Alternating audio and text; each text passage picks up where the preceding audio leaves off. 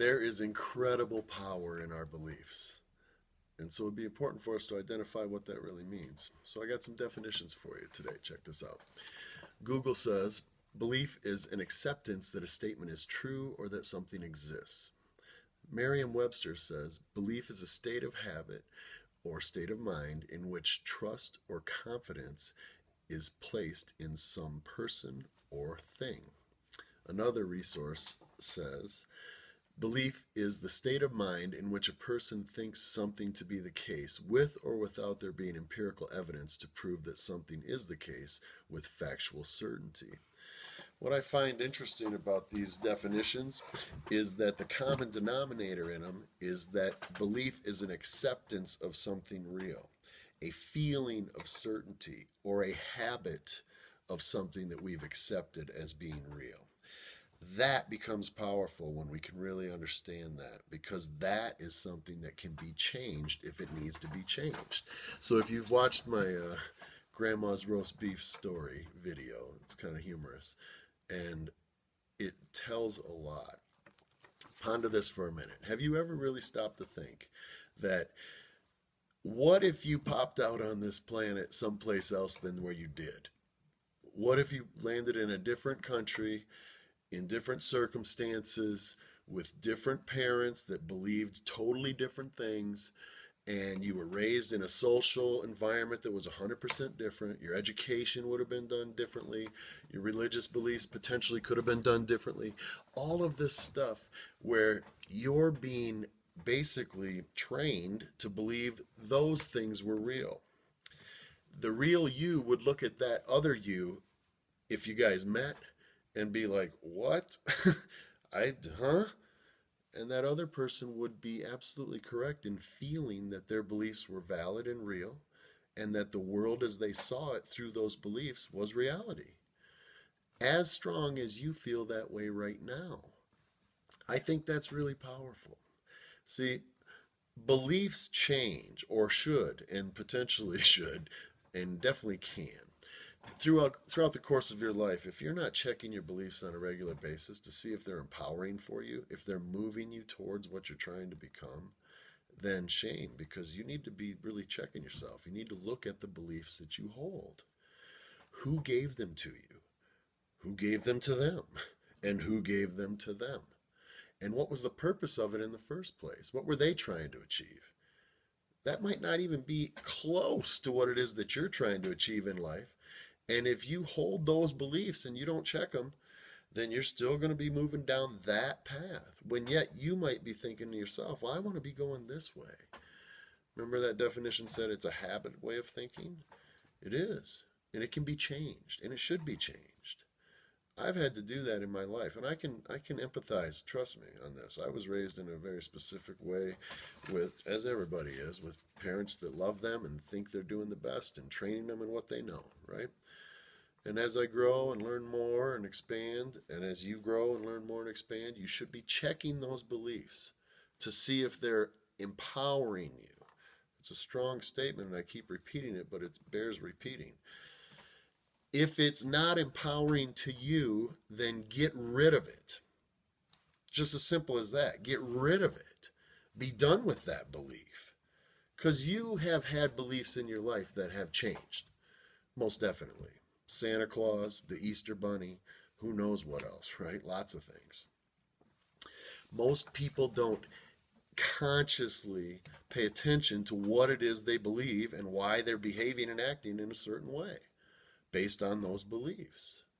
So I encourage you, and my encouragement to you is a challenge. Check yourself. Check your beliefs and see if they're empowering towards the you that you want to become, not what the person that gave those beliefs to you and what they were trying to become. It's really, really important. Now, I'm talking about conscious awareness of beliefs, right? Show up on the planet, pop out from a different woman, and all of a sudden you're in a different place, and you're in a different society, and different religious beliefs, and different educational beliefs, and different thoughts on what is real in this world. And yet those people see that world as being absolutely real. Same way that you do yours, and the same way that I do mine. I used to do a training called the Belief Window.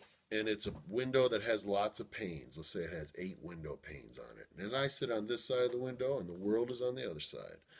Some of these window panes are blurred and smudged and dirty and the rain smeared, and some of them are discolored because of the sun that's been beating on it in certain areas, and some of them have a different hue to it. And so depending on which little window pane I'm looking out of, the world on the other side looks as though it is in that way, because I'm being skewed by what I'm believing, looking through my belief window. But let's just say one of those panes is clear, more clear than the one I've been looking in. And I come to a realization that these beliefs I've been holding on to, that have been affecting me, affecting my relationships, affecting my behavior with my children, affecting my behavior with my significant other, affecting my behavior with people at work, whatever, these beliefs that I've been holding on to are just a bunch of bullshit. They weren't mine in the first place. I just took them because someone gave them to me. Well, then I'm going to get rid of that. And what I'm going to do is look through another pane. And this pane's a little more clear. And oh my, all of a sudden the world looks completely different. And that's how it is when we change our beliefs. Now, it's a hard thing to do, I understand. So it's easy to say, Leon, come on. Yeah, that's easy to do, or easy to say, hard to do. I'm telling you, it is hard to do. Hard. I struggled with it for a couple of years, specifically in one specific area, where I was trying to get out from under some dogma that I was trained is absolutely real. And I believed it at the time. And it affected the way I behaved, and it affected my world, and it affected everything. And now that I see differently, I believe differently, and guess what? Woo, it's like a magic. Now the world is different to me. A lot different. And moving me more towards where I want to be.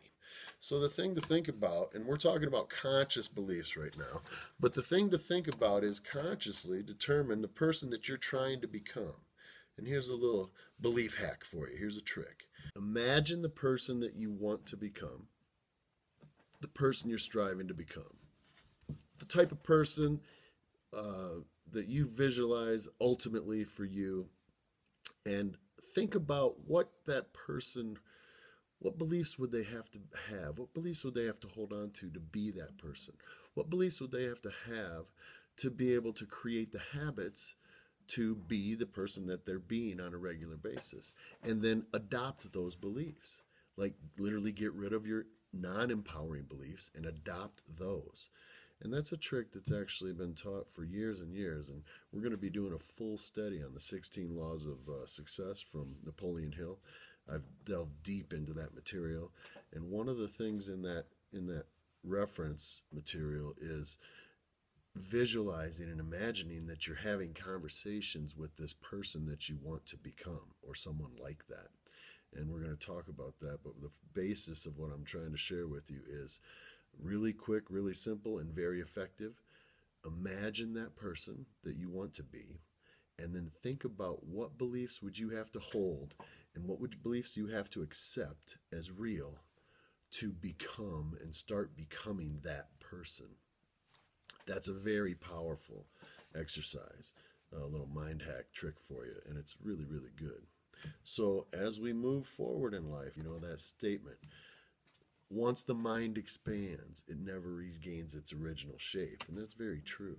We're going to do a whole process and a whole curriculum on mindfulness, and we're finding right now that neurologists and neurosciences are proving that the mind is so plastic, it's called plasticity. And how we visualize things in our mind literally creates synaptic neurons connecting so that we see things in a different reference. We see things differently. We perceive something through our retina sends some electrical stimulation through the nerve, the optic nerve goes to the brain, and then the brain digs deep and looks at what do we know and what do we think we know, and then it says this is that. So we've been talking about beliefs on a conscious level, and now I'm stepping on some of the things that get real deep, way too deep to get involved in this video. But what about those unconscious beliefs that you hold on to that you don't even recognize that you have, that are still stifling your opportunities, stifling your growth? We're going to show you how to get to those and how to create some new habits of belief in that space so that you can move powerfully forward towards your new you, if you will. Thank you for checking in. If you've enjoyed this, please forward it to somebody who might also like it, and we'll see you on the next one.